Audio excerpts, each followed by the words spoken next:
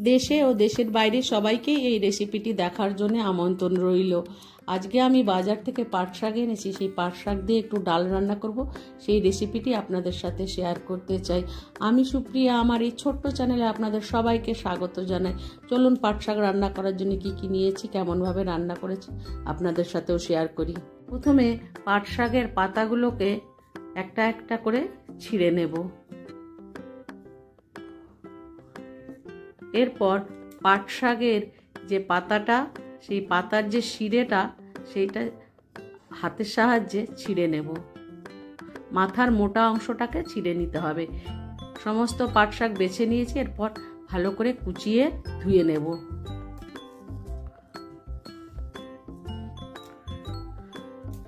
মুসুর ডাল নিয়ে নিয়েছি, ভালো করে ধুয়ে নেব। কড়াইতে পরিমাণ মতো জল দিয়ে দেব। জল গরম হয়ে আসলে মুসুর ডাল ধুয়ে নিয়েছি, মুসুর ডাল দিয়ে দেব। ডাল সেদ্ধ হওয়ার সময় উপর থেকে যে ফেনা হয়েছিল, সেই ফেনাগুলোকে ফেলে দেব।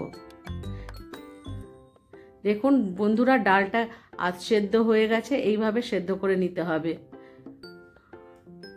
পরিমাণ মতো হলুদ, স্বাদ মতো নুন দিয়ে দেব। হাতা দিয়ে নেড়ে চেড়ে নিয়ে ডালটাকে অর্ধেক ঘেটে দিতে হবে। এরপর কুচনো শাক ওপর থেকে দিয়ে দিতে হবে।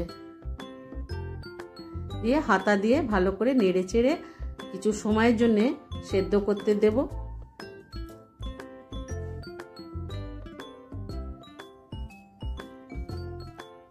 একটি ঢাকনা দিয়ে কিছু সময়ের জন্য ঢেকে দেব।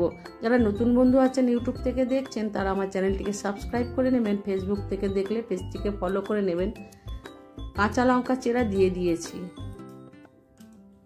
ঢাকনা খুলে ভালো করে হাতা দিয়ে নেড়ে চেড়ে নেব। শাকটা সেদ্ধ হয়ে গেছে। এরপর নামিয়ে নেব।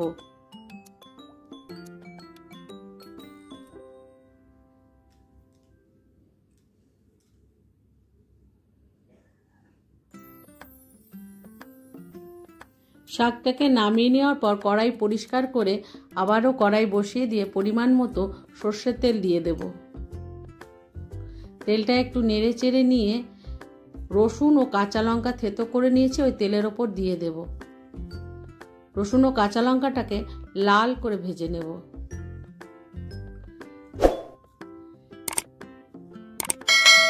এরপর সেদ্ধ করা ডাল ওপর থেকে দিয়ে দেব।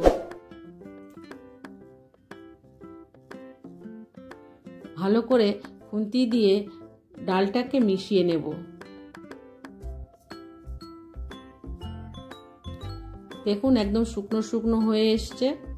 এরপর আমি নেড়ে চেড়ে নিয়ে নামিয়ে নেব। তাহলেই তৈরি হয়ে যাবে পাট শাক ডাল। আমি যেভাবে রান্নাটা করলাম, একবার বাড়িতে এইভাবে রান্না করে খেয়ে দেখুন।